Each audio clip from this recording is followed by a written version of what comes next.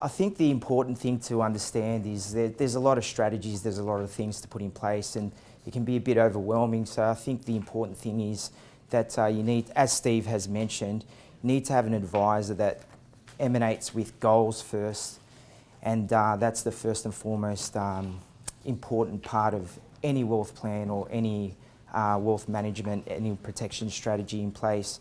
So starting off with your strong foundations, we've covered off insurances. We've just breezed through estate planning. I just want to cover off a couple of key points just on Phil's last slide because it is very important. All the technical documents are prepared by lawyers, but it's very, very important to understand the tax implications on death and how it interrelates with some of the strategies we'll be talking about, tax structures. Now, I know Marie spoke about tax structures previously. We basically interact with structures very, very much so. So it's very important to get a broad understanding. You don't need to know any of this stuff today. You just need to know that your advisor needs to cover this stuff off for you guys. It's really, really important. So with estate planning, you've got your wills, powers of attorney, enduring powers of attorney. So they all play a part in your estate planning and protection and building out that wealth protection and building strong foundations. So I want to talk to you and start talking to you about cash flow, and we've been a lot of the presenters have been banging on about cash flow. Cash flow this, cash flow that. Why is it important? It's really, really important. And the reason being, Richard Branson basically said that cash flow is the lifeblood of a business. And it really is very much so. And in my career, when I first started off in financial advice out of uni and started working for a Big Four bank, it was done poorly. It was just a product flog, really was. And I saw it with my own two eyes. I could see just selling products of the banks. So I thought to myself, what do I need to do? I want to make a difference in my clients' lives, legitimate difference. And that's the truth. So I sat down and I sat down with a couple of colleagues of mine and I said, how do we actually generate a real meaningful outcome for clients? And first thing that came out was identifying their goals, this stuff, and everything emanates from there. Everything. I can't stress that enough. So essentially everyone's different, so it is bespoke advice that you need to get from your advisor. But what are the key pillars of advice? So we've covered off insurance. We're building the strong foundations. We've got estate planning in place, powers of attorney. We're going to talk about cash flow. We'll talk about investments. We'll talk about some strategies that you can incorporate for your daily lives and how you can walk away today and implement some of these ideas and philosophies. We talk about different asset classes. Tao talks about property and how it all relates and intertwines. We talk about structures. Matt's going to talk about retirement, which might be a long way off for some of us, but closer to others as well.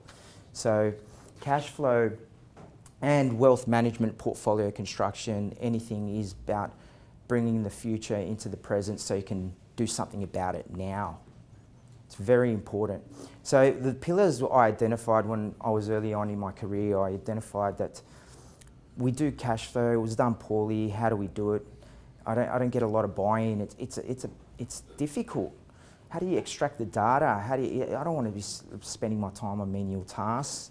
It's really difficult, right? And that's half the problem is extracting the data. So you can automate that. So I'll give you some ideas on how you can automate extracting that data.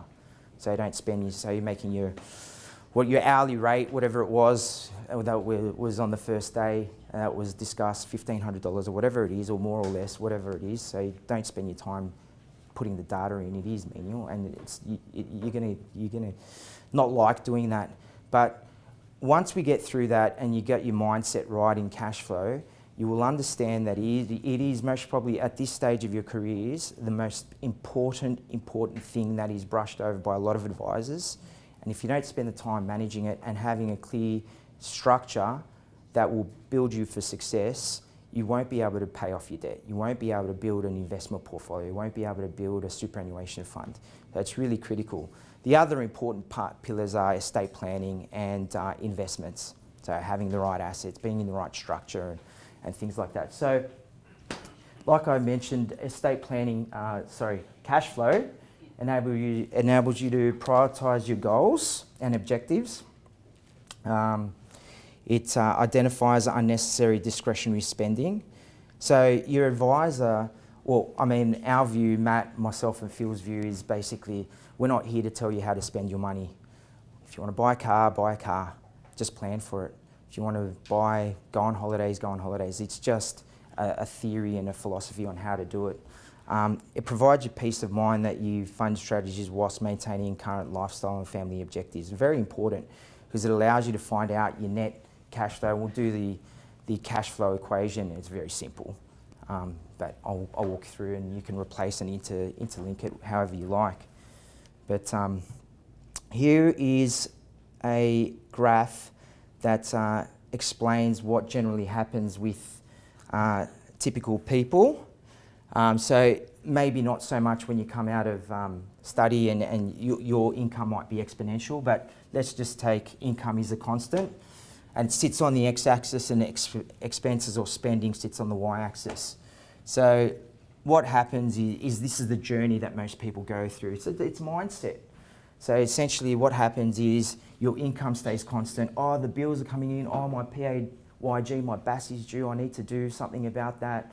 I've overspent. I'm going to really tighten the belt now. I'm really going to do something about it. And then you get down to a point, oh, I've caught up. I'm relieved. I feel good about it. Can you relate to this? Is this common? Yeah. I thought so. It's quite common with clients we see. So, and this is brushed over because people want to get into the investments. People want to get into other strategies, the sexy stuff. So let's get the basics right, the foundation right, and we can get into the investments after. And then basically what happens is your cash flow is higher than your expenses and you're relieved. You're going out for dinners every night and buying the things you need, a new TV, new this, new that, and so on and so forth. So that's the typical spending habits. So some observations from that I'm sure you're thinking is there's no structure, it's quite loose. So essentially what ties this all in is your goals and objectives. So understanding what is important, what you need to do and what you're targeting and having focus. So you've had a lot of focus getting to where you're at now. So it's adding that focus in terms of your personal lifestyle and your personal goals and what you need to do to achieve that.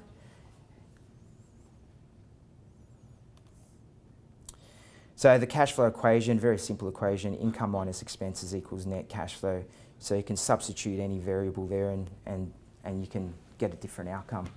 So essentially, not all expenses are created equally.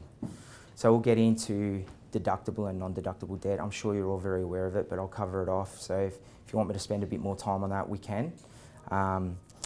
Understand what levers to activate. So once again, that's back to the deductibility of debt and which loans you apply for, which lenders, are you going for rates or are you going for strategy?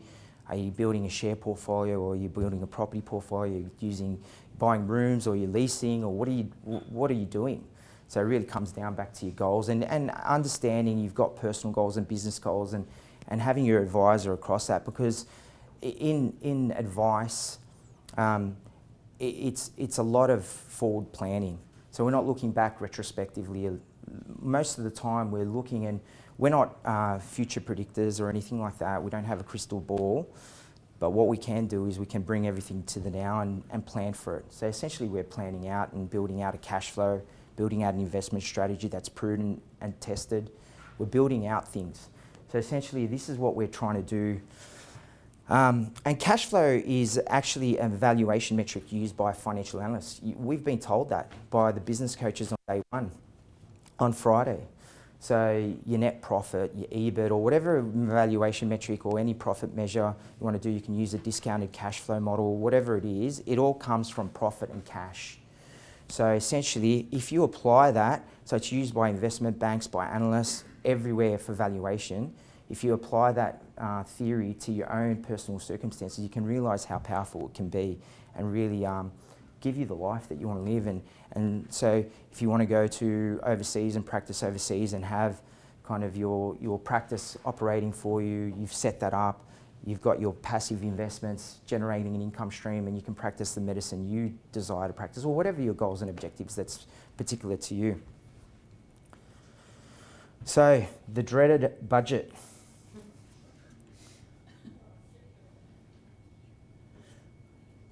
So it's basically you need to do a budget. So you have to. I hate it myself. I mean, that's the last thing I like doing is being told, well, how to spend my money. But basically, I do it myself. I apply this to my own circumstances. Matt and Phil, we all do this for our clients. So essentially what we do is we sit down and we go through a budget. How do you extract that data? So essentially you've got many ways you can extract that data. The hardest way is to punch in, go through your bank statements and have a look at your expenses. That's the worst thing to do. So use the tools available to you. All the big four banks or even second tier banks have available exporting Excel software, Excel sheets, and you can delete whatever you need to and put it into wherever you need to and quarantine your expenses. Banking software allows you to, I think Commonwealth Bank, Matt's, what's some other banks that have budgeting? More? Yeah. Sorry, what was that, Steve? Westpac. So it's becoming an important part of the bank's offering in terms of offering this, and it's all free. Some paid for subscriptions that you can use, which has integrated data feeds. This is just some ideas just to get you thinking as well. Is Moneysoft, Xero, MYOB I think has one. So you need a budget there. If you just Google, there's many around, right? So the idea is extracting the data and making sure that it's as seamless for you as possible. And I think at the most it might cost you $10, $15, $20 a month. It's not that much. It's negligible to the psychological and the power this can have to you. So the ability, doctors are quite unique in terms of the ability to obtain finance, and I'll cover that off a little bit later. So the amount of strategies and it opens a lot of doors that aren't available to a lot of other people. So the banks do see doctors as walking cash flow. So essentially that's what they see doctors at, and are very happy to lend to them at higher loan to valuation ratios at particular rates, and are very open to that. So one key point I just want you to just remember, it's the quality in, quality out in your business data, and the lady on the first day was talking about being able to measure everything, and it's the truth. You need to be able to measure. To be, an astute business person, you need to be able to measure everything you do and track how you're going. This is exactly what we'll be doing here, or what your advisor should do in terms of your cash flow, being able to track and produce where's it all going. So this is the structure, the system. So don't pay too much attention to exactly, I'll walk you through the strategy and the idea and the philosophy behind this. So this is stage 2. It's most probably the most efficient and sets you up for success for your cash flow, for your personal circumstances, and you'll get an idea of how this, you've got to adapt it to yourself. So you can walk away today and set this up yourself from day one and really implement this into your lives straight away. So essentially, your income comes in, whether it's from a joint venture or from sole trading or whatever it is. So your income comes in, typically into your cash hub. It could be a cash management account with your bank. If you've got a home loan, the most efficient structure would be an offset account. So your money is working from day one for you. So it's the most efficient. It comes into your cash hub. And what the philosophy is you're setting up direct debits into what your goals are. So whatever you've said is important to you. So if your goals are children's education, you have a separate account tied into your offset that is offsetting. So banks, there's a bit of technicalities to this, so just go with theory. So some banks don't offer multiple accounts, so you can and implement. So you need to think broadly about this, but essentially you're just quarantining your spending into sub-accounts from your budget. So you've gone, okay, my living expenses are down here. I need X amount for my living expenses, and that pays for food, bills, everything like that. So that goes down here, and you do a monthly transfer for that amount. Your children's education is here. Your mortgage repayments, if you didn't have the offset account, go into there. So all separate bank accounts.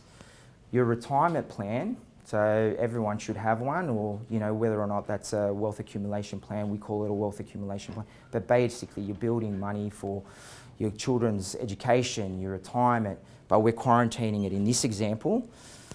Your quarterly PAYG instalments, your BAS, your tax obligations, all that, you can have separate sub-accounts, but they're direct debited out on a regular basis whenever they're due. So it takes a bit of setup. Once it's set up for you, it's done. You just don't really need to review it that often. So the hard part is the hurdle, the mountain to climb up, and the effort. So if you dedicate a small amount of time to get this structure set up, you're setting yourself up for success, and you'll enhance your financial success, or the probability of financial success. That's all we're trying to do, is just increase the probabilities, put the probabilities in your favour. And when discussing this with other advisors, we brainstorm this, and with Matt and myself and Phil, we work out, if you're, and this is where you need to use your own judgment. If you're terrible with credit cards, don't have one. So scrap that. If you're terrible with your spending, you need to put measures in place. So I'm sure you've heard of budgeting systems where that you have to call up the bank. There's things like that out there where you have to call out the hotline and I'm having a weekend away with the family, can I get an extra couple of $1,000s? And they go, okay, we'll release it. It's nothing like that. It's all on you, and it's aligning with your goals and objectives. That's the critical part. So the philosophy, just to summarise, is quarantining your spending, having buckets of bank accounts, ideally linked to your offset account, or if it's not, an interest-bearing, high interest-bearing bank account that allows you to do this, and then direct debits out. So it's not that hard to set up if you can do that. So you extract the data from your cash flow and from your budget and build this. So this is the worked example from Sig and Martha. I'll just quickly run through it. And so as Phil alluded to, the first thing that was missing was they didn't have an idea of what their expenses were. So they were roughly $52,000 to $104,000 a year. So this is what the first year should look like in your cash flow, right? So you just do the cash flow equation here. Cash inflow, total cash inflow, so all their investment income, cash outflow, all what's going out, including tax. You can go onto tax. We do this for clients, but you can do this yourself. It's not that difficult, right? So it equals your net cash flow. So how much have I got at the end of the month once I've kind of paid for all my bills, and what am I going to do with this? Is it kids' education? Is it an investment plan? Well, I've got a bucket for my holidays because I love going on holidays, and I spend 20 grand a year on holidays. So you have a bucket for your holidays, reward yourself. So it's a quarantining of your expenses. It's the psychology behind getting your structures right from a cash flow perspective and setting you up for success. I've put the tax here in red because that's terrible. We can do something about that. And that's the first thing that we've identified here, or the other things that we've identified. A couple of other things identified. The investment income's quite low, isn't it? Yeah. The thing that resonates is that they're not splitting their income from an investment perspective. Maybe they don't have a structure which we'll cover off, so they're not streaming income at all to other entities, other beneficiaries, to each other. Now, the thing that I need to point out is they're both on the highest marginal tax rate as well. So at this point in their lives, unless we got their tax right down, they're really not going to be saving anything in tax. There's no net benefit because after $180,000, you're on the highest marginal tax rate anyway. So it really doesn't, but I mean, if you had a spouse who's not on the highest marginal tax rate, well then whose name do you put it in? Well, whose name do you put it in for asset protection? Is there liability? These are all the considerations that you need to think. We'll cover it off and Matt will talk about it a little bit further, but it's about getting it right day one. Unwinding affairs, unwinding structures, unwinding advice is extremely painful, expensive, ineffective. And we'll cover that off a little bit later. So just to cover off the strong foundations, the year one of the strategies for the Smiths. So Phil's gone through, conduct an insurance review. You've heard about insurances and how important they are and how technical they are. It's an expertise in itself. You need to have an insurance specialist to really look at that because it is very, very specific. So with the Smiths, they were short from needs analysis. They didn't have any trauma. They had it in their super. And the other thing I wanted to add to that, the other theory behind, there's no right or wrong with where you put your super, not your super, your insurances. Your insurances can be held inside, outside super. There's tax deductibility, there's tax on lump sums, get the advice. But essentially, your superannuation, being high income earners, you can only put, and we'll talk about superannuation a lot, it's a very, very, very powerful tool. Extreme, don't underestimate it. You can have massive amounts of control. So don't neglect it, and we'll cover it off. But the point I'm trying to make is your superannuation should be used for retirement benefits. If you've got a certain amount, there's a reason why the government only lets you put in a certain amount, because it's a great tax-effective retirement planning structure. That is it. That's what superannuation is. It is a tax planning structure. Forget about what assets. We'll talk about what you can put in it, what you can't, what's good, what's not. You know, the world really opens up as you progress through and you build up your super. You can do so much. But essentially, if you've got superannuation premiums chewed up within your retirement benefits, you're doing yourself a disservice to a certain extent. So just remember that.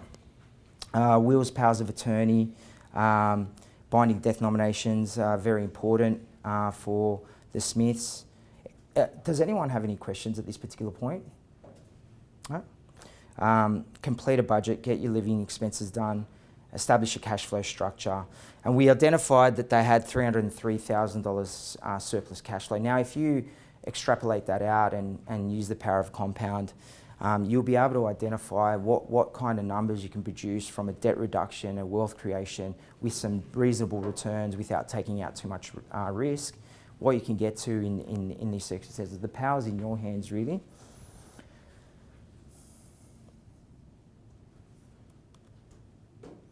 So the next stage, year two, and so some circumstances which you might find yourself in now, or you're a bit beyond this or a bit before this, but you might be renting rooms, you're having further kids, or you've got a young family, renovating home, upsize, want a bigger backyard. In this market, I don't know if you can do that, but it's a bit crazy. Becoming owner and practitioner. So this is once again deriving from what's important to you, your goals and objectives. What's really, really important. It all comes from this. So you could be different, but we just use a broad example here. So some of the wealth building strategies, there's many. You've got to be tax aware, introduction to portfolio construction, debt management, superannuation structures, dollar cost averaging, just to name a few. So like I said, don't worry about remembering all these today. There's many more. These were just really applicable to this case study and really how much we could fit into this session. So on the green side, so essentially what I'll be going through, Matt will cover off the blue side in the wealth consumption and the drawdown phase in some detail, which is a bit further on. I'll be going through some wealth accumulation strategies. So wealth accumulation, I've broken it down into structures and strategy, sound financial strategies that you can implement or your advisor should look at. Then we break it down into investments and how to look at investments, how to review what's your advisor's process, what's your process, what's your investment strategy, what's your investment policy statement, have you got one? Have you articulated what it is you're targeting? And what kind of split of assets, or is it just kind of broad brush? I'm just going to get a share portfolio, I'm just going to get a investment property, I'm going to invest in some cryptocurrency, whatever it is, because I've been told it's good. So are they prudent? Have you got sufficient risk management from an investment perspective? And the final thing is accumulation in superannuation. So we'll cover that off. So this is a summary of the structures that are available, and it looks quite confusing. I'm going to try and break it down to you as simply as possible. And it is quite straightforward once you get your head around it. So at the top, if I can put a demarcation line right there, that's your personal circumstances. That applies to, from a tax perspective, that applies to a sole trader as well. It's just at your marginal tax rates. So just remember, when you're at your marginal tax rates, you get the tax-free threshold of $18,200. So if you've got a partner that's not working, stream some income to them. So Sig and Martha are both working on high income, so that won't work. But if you do have, you can take advantage of that and the whole marginal tax rate. So this is the puzzle that an advisor should be piecing together. This is the next step of what entities are we going to use to our advantage. The next entity is superannuation, and Matt will elaborate on that further from a retirement planning perspective. A sale of practice from a CGT relief perspective, and from a drawdown in pension phase, getting your tax rate to 0 in retirement, in pension drawdown. Very, very important. And that can only happen from day one, and planning and allocation of your capital from day one. But superannuation broadly is taxed at a concessional, it's a concessionally taxed environment.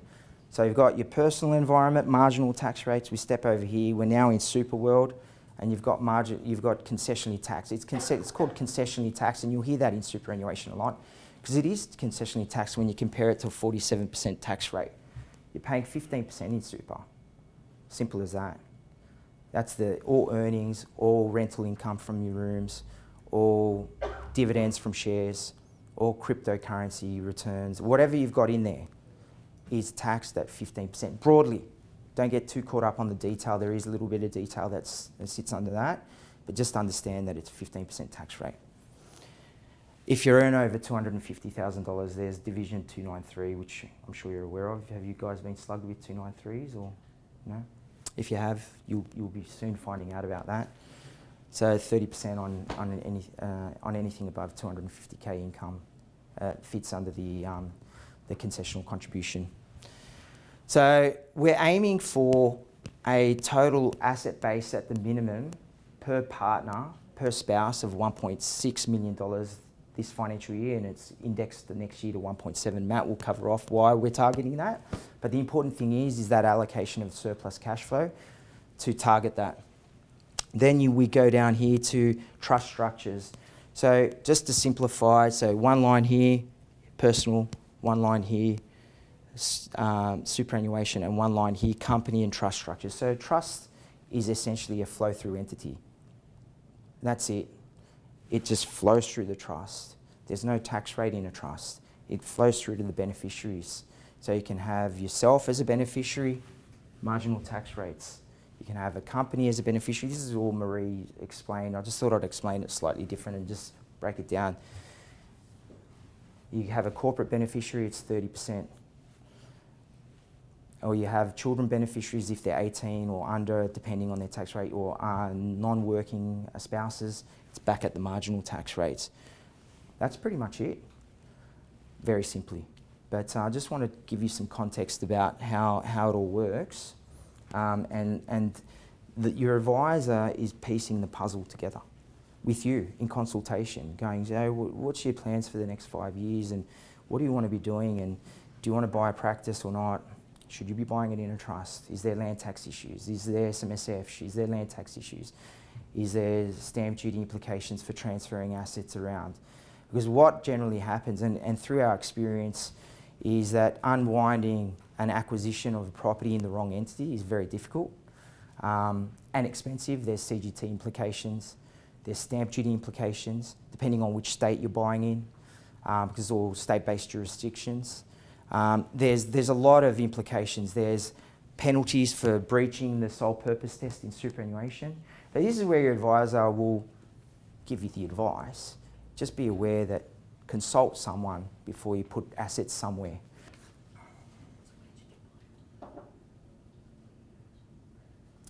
The other thing I was going to mention is just touch on companies that aren't corporate beneficiaries. So there's a separate line there.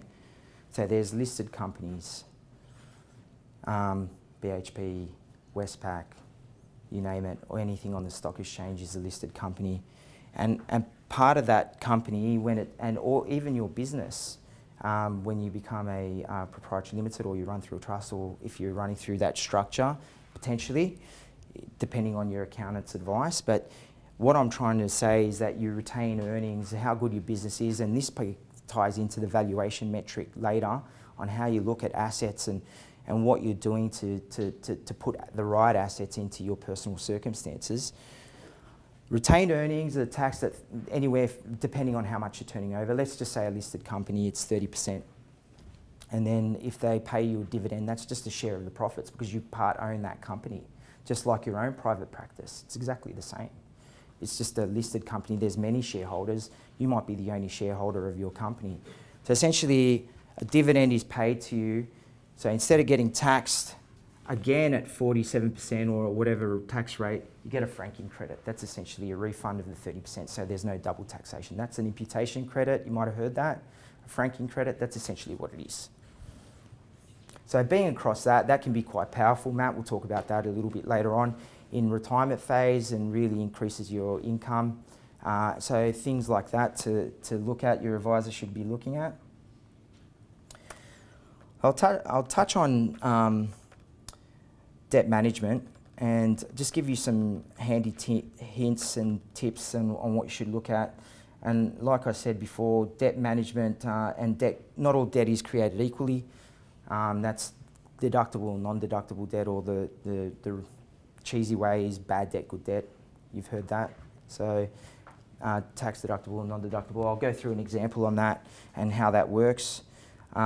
Using your offset account, reviewing your loans, and what is your strategy tying back into your goals, and some debt consolidation, pretty straightforward stuff. Tax deductibility, good debt and bad debt, repayment frequency and debt recycling, just some strategies. There's many more, but this was applying to Martha and Sig, and just to give you an idea of what you can do in your circumstances, give you some ideas of things you should be looking at. So offsetting, before I get into debt management, I'll say a few things. It can be a very powerful tool if used correctly. I'll just go back. So in the right hands, in safe pair of hands, it can really enhance your circumstances. And I say that because it really, in a low interest rate environment where we are, we're just coming out of a global pandemic, as you're aware.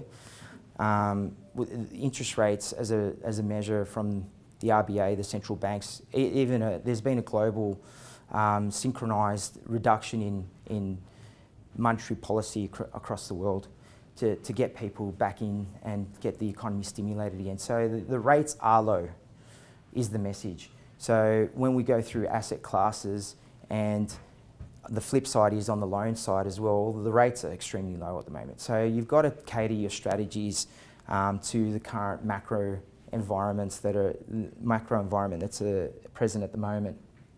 So at the moment, the RBA is current cash rate is at all-time lows at 10 basis points, 0.1%. So, and when I say it can enhance, if done correctly with the right strategy in a safe pair of hands, it can very much enhance your circumstances, and can be a powerful tool. So an offset, everyone knows what an offset account is? Yeah, I won't go through that. Rates and future borrowing. So there's always a tug of war between rates and future borrowings. And what I mean by that is you'll go see your mortgage broker. You should really see a specialist, Medico One, and I really say that because there is special things that you can do as doctors. Don't be fooled by saying, oh, maybe you can't get a loan in some circumstances, but most of the time you can. So just be aware of that. So you really need to identify there is a flex between rate and strategy. So if your strategy is just low rate and you don't have anything else that you want to do, well, just go for the low rate.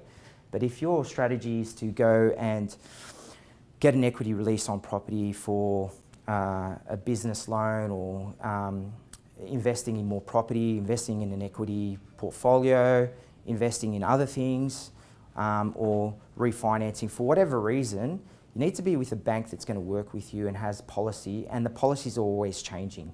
So it really is important just to make sure that you're getting advice on which bank is going to help you structure your position moving forward.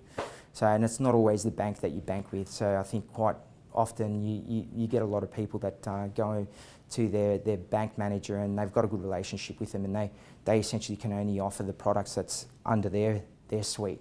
So their policies might be good, might be poor. So you might not get the outcome you're after. There are many other outcomes available. The other thing I was going to mention there is the snowballing effect. If you do have any small credit card debts or anything like that, snowballing effect is just a psychological achievement from focusing on one piece of debt, paying that off, and then moving on to the next one. So there's actually quite a lot of fulfillment and progress in if you tackle your debt that way. That's just a little strategy if you do have any debt that you need to consolidate. If the other way to consolidate it is if you want to look at low interest credit cards or look at high interest rates and consolidate that into your home loan. The only trap with that is that you'd want to make it sure that you're paying that off within the same term, otherwise it extends your home loan. You're paying it off over a longer term, but most probably is more effective. Repayment frequency, very straightforward. With repayment frequency, it's just if you're on a monthly repayment cycle, you've got 12 repayments a year. If you shorten that to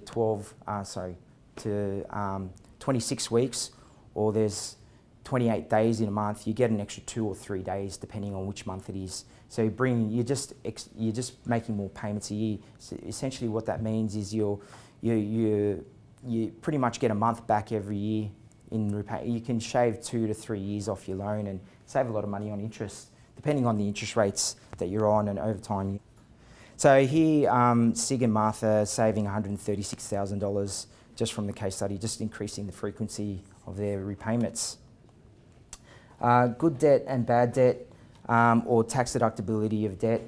Essentially, tax deductibility means that you get it's a net cost. You get a tax deduction for your loan repayment or anything associated. So anything that's income producing is tax effective, is deductible. So, for example, income protection, because you're earning an income protection is tax deductible. So very easy to think, what's tax deductible? Well, anything that's income producing, you're income producing, so anything related to that is tax deductible. Any interest expense related to investments is tax deductible. So if you're paying 4% on the home loan you're living in it's not an investment, it's not tax deductible. Or any credit card debt or anything like that, it's not tax deductible. But if you have an investment loan or work-related expense loan, 4% minus a rate of 1.8 gives you an assuming a 45% tax rate without Medicare levy. So Medicare levy is 2%, that's what gives you the 47%. 4% minus 1.8 gives you a 2.2% net cost.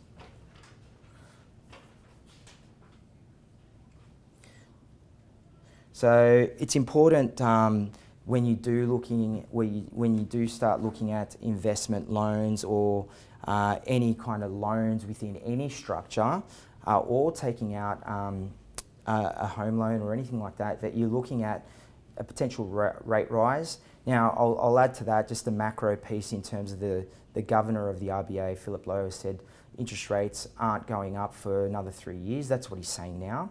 Markets are forecasting that will be brought forward, potentially because of what's happening with the bounce back in the recovery and what's happening in the property market, even though that might be a macroprudential interference in terms of cutting down the ability to borrow from APRA. But essentially what it is that he's saying that 3 years we're going to be at these interest rates, and he wants to see wage growth and inflation go up before we raise rates. So that puts a bit of context about a few other things are happening with the property market, but that gives you a bit of an idea what's happening with the property market. What I'm saying is interest rates are set by the RBA. and the bank puts a spread on them. So basically, shop around, get the rate you want, but use it carefully and use it with caution. Understand what loans you're getting into and how they affect your personal circumstances. One strategy that's quite a little tricky strategy that Martha and SIG can implement is this strategy called debt recycling. So essentially, they've got their property here in green. That generally goes up in value over time. Your home loan goes down because you've taken equity out in an investment loan. That arrow should be pointing up. That's an error. You take out an investment loan, that goes out. You put the proceeds of that into an investment portfolio. Usually this strategy is taken out. You can use it for property as well, and we do that for clients, but it's usually done on more liquid, more flexible, malleable assets like an equity portfolio, like other asset classes that can be redeemed in T+2 days. So the liquidity is there, and that's an important factor that gets disregarded, is the availability of liquidity in your personal circumstances. Do you have a liquidity basket? And a lot of people go, yeah, I've got cash. Well, what's the rate of return on your cash? Is that really effective for you? So there's other things you can do and explore, and your advisor should be exploring that with you and really aligning it to your risk profile and your investment time frame. Matt, have you got anything to add to that? Not at this stage. So an equity portfolio, essentially, so the way it works is property goes up, home loan goes down because you're using the dividends and investment income or rental income to put it onto your bad debt, and you're increasing your good debt, which is tax deductible. Essentially just recycling stuff. It enables you to pay down your debt faster because you're using the income from your portfolio. It allows you to build a complementary portfolio to your property portfolio that complements it, is uncorrelated to your property asset allocation, or you could buy more property. Whatever suits your circumstance and whatever your goals are. It's a very powerful quote from Albert Einstein, is compound interest is the eighth wonder of the world. He who understands it earns it. He who doesn't pays it. So just remember compounding, yeah, it's very, very powerful. And it's a long-term strategy. So I won't focus too much. This is on this slide here. This is just talking about the different home loans or equity release loans that are available. The main advantages of taking out an equity release loan for investment purposes, you generally can borrow more, because property, the powerful thing about property is that you can get a higher LVR, you can borrow more, you can use other people's money if done correctly. There's no, versus a margin loan. I'll explain what a margin loan, but there's no margin calls. I'm sure we've all heard of what margin calls, or heard of margin calls and the disaster stories around that. So if managing correctly, a margin loan can be a disaster, but there's no margin calls. You get generally lower rates, unrestricted investment choice, so you can just take an equity release and you can borrow maximum of 90, even 100% sometimes. They'll lend to being doctors. Generally, most of the general public gets 80%, but being doctors, you can really leverage up and take advantage of a 100% deductible loan. Some things that you'd think about is whether or not you do take it out of the family home, maybe just investment properties, and how you've structured and who owns them. Because you are tied in and you're personally liable for those loans, and your home is on the line. So the bank's not just going to give you money and not tie you in at all with any personal guarantee. Margin loans, not for everyone. So essentially, it acts as a loan against a portfolio of listed securities or managed funds. It's a reasonably competitive rate. Say the spread is 2% above a home loan. The maximum loan to valuation ratio is 75%, but you wouldn't go to that level because you'd be in virtually a margin call position. So when you look at margin loans, if it is applicable to anyone, which is very rarely is, but if it is, you'd be generally looking at an LVR of, to be on the safe side, 40 or 50%. To allow some fluctuation of volatility in those equities or whatever you're investing in. You cannot borrow full amount. So like I said, it's 75% maximum LVR. If the portfolio falls, once you hit 75%, they give you a call and say you're in a margin call. You need to front up some cash or sell some securities to bring your loan to valuation ratio down. So if not managed correctly, they can be poor. If managed correctly, they can be very powerful. Limits on approved investments. So not all listed equities are available to have a margin loan. It's generally, most margin lenders generally only lend to ASX 100 stocks and some managed funds available. So you just are a little bit restricted in what you can invest in, which leads me to the next slide, which is basically investing and wealth accumulation for investing, which is most probably the most sexiest part of the presentation. So this is most probably for Zig and Martha in years 2 to 4, years 2 to 5. And like I think it was Steve alluded to, you shouldn't leave your strategy of, because you might need to invest for a house. You're just going to put all your money into an investment account and a cash account, and at a rate of 10 basis points or 20 basis points, your real returns are eroding, or you're getting negative returns, factoring in the real return is negative because of inflation. So first of all, your advisor should be having a chat to you about what your goals and objectives are, what it is that you're trying to achieve. Do you want to take on more risk? What's the impact? What are you investing in? Is it risky? Is it not? Are you prepared to take on that risk? Do you have the time frame? So if you're looking at, which Matt will chat about a little bit later, once you're in wealth consumption phase, looking at taking some risk off the table. You've made your money and you want to preserve it. You don't want to take, you want to maybe have a particular allocation to some growth assets and take it a little bit more risk, but that's quarantining once again your asset allocation. Successful investing is about managing a risk, not avoiding it. So if you don't have a clear understanding of how investments work and are completely risk averse, you will suffer as well. It's about understanding the risk versus return ratio and what assets do in particular times when there's market stress and when there's not, and when things are happening and when to take advantage of it and not. So I'll just go through some examples. The most successful, or one of the fathers of investing, is Benjamin Graham, and he said you should treat your investment portfolio business-like, no emotion, absolutely no. So if you like an investment property and it's partly a holiday house, well, it's not really an investment because you might Airbnb it and get a little bit of income, but it's like a lifestyle asset. So you think about your lifestyle assets as your car, your house, your contents. Think about your business assets as your rooms, your practice, yourself, and think of your nest egg assets or retirement assets as your investment properties and these asset classes here. So your advisor should be, so once again on the x-axis is risk and the y-axis is potential for returns. Broadly speaking, this is the general, there are other assets that you can invest in, but this is really the spectrum of assets that are available to most people.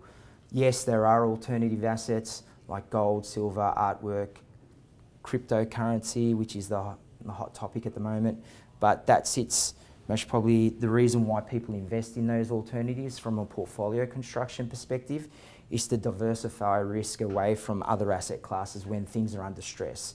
So the idea and theory behind portfolio construction is managing risk. That's what everything comes down to, is managing risk, because anyone can get returns in a rising property market. Look, you can just hold on to a property now in Sydney, close your eyes for the next 12 months and you've most probably made 20%. But it's in times of distress and it's times of unrest where you really earn your value of having a correct valuation on assets and really understanding what you're investing in. So just briefly, I'll just talk about cash. I don't think I need to explain that. Cash investments, short-term notes, anything under 12 months. Fixed interest is one level up. It's still quite safe. I wouldn't say safe, it's quite defensive. They're bonds issued by governments or corporates, pay your rate of return for money you give them. They have a term, so a little bit like a term deposit if you think like that. But obviously I've spoken about where central banks sit at the moment, and we're in a low interest rate environment. So with a macro view on your assets, at the moment you're not being rewarded. You do at different times in the cycle, and depending on where you are in your journey, for Sig and Martha, they'd most probably, when they complete a risk profile with their advisor and have discussions with them, they'd be more sitting around here because they've got 20, 25 years before retirement. They most probably want to be in growth assets, not really looking to generate much income. It's quite poor at the moment anyway in the market cycle. But looking at property, now with property, you've got direct property, you've got listed property trusts, you've got overseas property, you've got all that in overseas as well in many jurisdictions. So you can take advantage of a lot of these opportunities, both directly and indirectly via asset managers, and then equities, shares, both here in Australia and in the US. And Matt will talk about that a little bit further as well, and talk about the COVID drawdown. Essentially, shares have a growth profile similar to property. In my opinion, I think they're just as risky as property, but property is not valued daily. You only get a certain amount of valuations done, or the market's tightly held. So I'll bypass that. So when you're looking at for an investment, you want to look at a valuation metric. And when we at Perpetual, we have a team of analysts that help our advisors look at valuation and how to value all those different asset classes. So the message I'm trying to give you here is have a process. If you take away anything today, ask for your advisor's investment process. Say, how do you determine an investment asset? How do you determine the valuation? How do you know it's good or not? So we have an overarching, this is the process we do for an equity portfolio for that asset class. We have valuation metrics for all asset classes. But what we do is we look for operational quality, strong balance sheet, strong earnings. We look at valuation. So we filter all the stocks in the universe in Australia. This is just on Australian equities. We do the same thing internationally. And we filter it through a process called HOLT. It's from Credit Suisse. And essentially we then go from a bottom-up perspective and go, is it fairly valued? Is it cheap? We want to buy things that, if you go to a supermarket, you want to buy cheap groceries when they're on special. Same thing with a stock portfolio. You want to buy it cheap relatively to how we value it, an intrinsic value for that company based on its cash flows. And has it got a good story? So a couple of good stories are Nine Entertainment. A lot of people were bypassing this stock 3 years ago. And I'll just add to this, there's a difference between a portfolio of ASX listed equities like the banks and BHP, and they're very good, dividend producing, you get franking credits. The growth you'll get on those kind of stocks are not suited to someone who's in the 20-year phase. The growth you get on small cap stocks that aren't in the top 100 is the probability of, and well-researched stocks, the probability is far higher for a better return on capital. And this is an example of it. So Nine Entertainment was a misunderstood business. A lot of people don't know that Nine now it does own, but it added that to its stable recently. It owns 60% of Domain. It took over Domain, and it owns Stan. So the Netflix of Australia. So when our analysts did the valuation on this company, they uncovered that the free-to-air TV was 97% of the valuation on this company, but they could see a transition and that Stan and the digital media wasn't factored into the earnings. So they uncovered an opportunity through valuation where they rotated into Nine. They bought it at, I think, $1.40, and it's sitting at $2.92 at the moment. So some good growth over the last few years, and you can see a lot of the revenue generated, the share of revenue is not from the traditional free-to-air network, it's from digital subscriptions. So that's just a story. The other one is Audinate, AD8, have a look at it. It's a digital disruption. It converts analog signals and digital to digital, and it runs off a software, so it puts it all in the cloud called Dante. COVID-19 accelerated the growth of this company. This IPO'd, it's an interesting company because it was a CSIRO developed company that floated in 2000 and I think 4 years ago, 2017, it's 4 years ago, Matt? Yeah. The story behind it is fantastic, is that it's really revolutionised the industry and bringing everything into the cloud. It's got contracts with, it's quite an expensive spend for businesses. So a lot of businesses are starting to invest in this technology. It's already got market share and already had significant growth. But some of it's taken over Sydney Trains, businesses, the Zoo, Sydney Zoo, Star City Casino, Juventus Stadium, US sports stadiums. So moving from analog to audio-visual in the cloud. So very, very impressive. And just some of the profitability numbers, they were profitable very early on versus Xero that's had a lot more exposure. It's just an uncode. The message is we had a filtration process. So your advisor needs to have a filtration process, which is a quant-based model, and then have a qualitative approach to how they pick stocks. Superannuation, very important. I'll just elaborate on the accumulation side of your superannuation. It is a tax planning vehicle. It is concessionally taxed, so the money that you put into super that your employer puts in or you put in tax effectively, you can only put $25,000 of that a year. It is a retirement vehicle. Most people, a lot of people start off with industry funds, then they merge into a super wrap facility, and then they rotate into a self-managed super fund.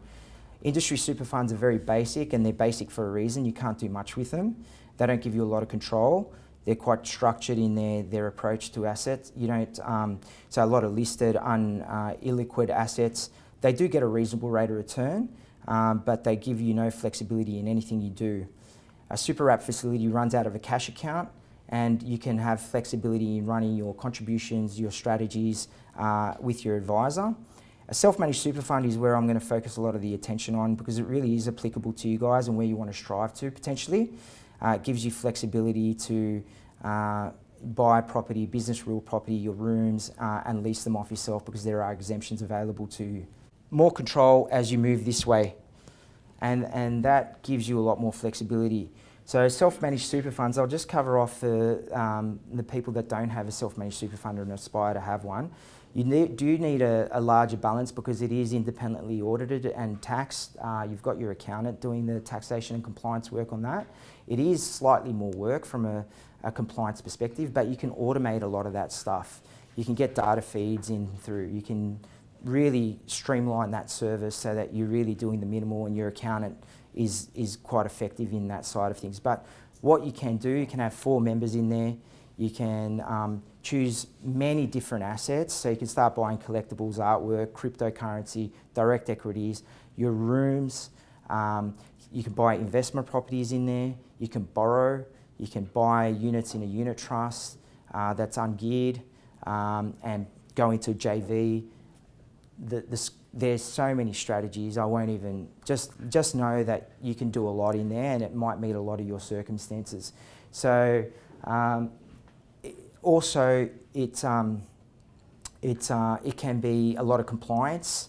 So there's a lot of, it is a, if uncharted or not given the right advice, it can be quite dangerous. For example, that holiday house, that's why Steve mentioned that holiday. So you can't buy anything off yourself in a super fund, in a self-managed super fund. There's a sole purpose test, basically meaning that you've got any assets are in there for the sole purpose of the members and retirement benefits of the members. The exemptions to that rule is business real property, rooms, medical, so commercial property, an office fit out or anything like that. So your company or your joint JV can lease that off your super fund, and basically a separate agreement, all done above board, arm's length at market rates. You can do stuff like that. So it just opens it. Remember what I said, concessionally is contributions that you are reducing your personal tax from, and then you're getting a concessional tax rate in super at 15%. So 47.5% versus 15%. The difference is what you pay as an effective tax rate. So from a contribution perspective, so you can only do $25,000 a year. Any first homeowners looking for first home, there's the first homers savings account that you can do through your super. That's an effective way if you're looking at building your personal home for your first home. And there's many other kinds of contributions. The message is it's a tax vehicle, and you can be very flexible in terms of your asset allocation. You can generate a really good outcome for yourself. Matt will talk to you very clearly about what is available to you from a tax planning perspective and the real opportunity in a retirement position from a business, liquidation. But you've also got to remember when you're structuring your assets within your super, and Matt will talk about this a little bit further, is that liquidity becomes a very, very big factor when you get into wealth consumption phase or retirement phase. And Matt will talk about that a little bit more. So there's all different kinds of contributions you can do. So make sure you're getting the advice and utilising them. There's bring forward rules. There's non-concessional bring forward rules. There's tax deductible bring forward rules or concessionally taxed bring forward rules. One effective strategy, which is your regular contribution plan, is dollar cost averaging, and it's an effective way. It's a strategy, not an investment strategy. It's a planning strategy that you can take into account to dip your toe into the market, because it can work for you, but on the flip side, it can work against you. But it is just a psychological way to start getting used to investing in something that you're not used to, or spreading out your average return. So if we take this example, so this is for an investment portfolio for debt recycling or your superannuation. So if you take an average investment at the top, if you just did a lump sum of $8,000 and you bought at $10 any security, and you had this ride, which is what securities do, and then at the end of, say, 5 or 6 months, you ended up at $10, you've made no money.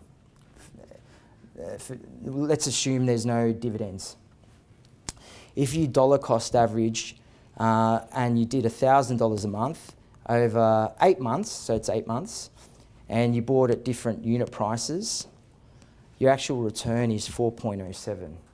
Now that works inversely as well for you, because that might work against you if we've had a real drawdown in the market. So it's just one strategy that you can incorporate to average out your returns, and to, if that's a concern, you can actually average out your returns that way. And away your 9.5% mandatory superannuation contributions work at this particular point. It's like a dollar cost averaging strategy. So just some observations from the Smiths. Anyone want to give it a try and see anything they observe? Anyway, I'll go through it if you want to jump in. Yeah, go. Oh, no, sorry. All right, no problem. So the first thing they should be doing, like Phil said, is review their rates. Anything, even I've seen rates with a 1 in front of it, really. So, I mean, that's not my rate, but I wish I was on a rate like that. But offsetting for your cash holdings, understanding investment loans and deductibility versus non-deductibility, and the power and how it can leverage your position. I actually didn't go through a worked example and didn't want to make it too much about leveraging, but how leveraging can magnify your capital returns, but it also magnifies your losses. So like I said, it is a double-edged sword, but if done correctly, it can, and done effectively into the right assets, it can be quite powerful and build your asset position up. Your surplus cash flow into debt repayment, equity release into a share portfolio, gives you liquidity. It complements a property portfolio. It's not an all or nothing approach. Property is a legitimate asset class that I personally work in, Matt works in, Phil works in. We structure it, we model it out, we do cash flows for clients, we do asset projections based on assumed growth rates. The only thing we don't do is we give specific advice on where it is, where you buy, what suburbs are the best or anything. We model it into our client's portfolio because it is a legitimate asset class. So understanding large cap versus small cap, the high growth versus income generating stock, where are you investing? Are you in the US? Are you in Australia? Are you wanting franking? Are you not? Should you be in fixed interest? Should you be a balanced investor or high growth? your surplus cash flow into debt repayment, into bad debt, kids education fund, investment portfolio. So SIG, so that strategy ties in with an investment timeframe for, or a strategy to fund kids education. Member equalisation, I won't go into that a lot because Matt will cover that off in his presentation, but think about the 1.6, I'll give you a hint, the 1.6 and where your partner sits with their balance, and are you utilising that? And SMSF considerations, it's massive. And one thing I should add is the minimum balance are generally, look, ASIC, I'm not sure what ASIC's guidelines, it always increases.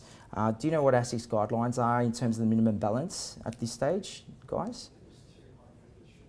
Three. It's 500, that's what I'd say as well. So minimum investment amount to start a self-managed super fund is 500,000 from our view anyway, so it aligns with ASIC. And it basically gives you the power to do things and the cost is effective from an operational perspective. You've got economies of scale to do that. So if your aim is to get to a self-managed super fund, there's ways to do that, to expedite that. But if you're there already, it could be a viable option. It's worth the chat with your advisor. I will wrap it up there.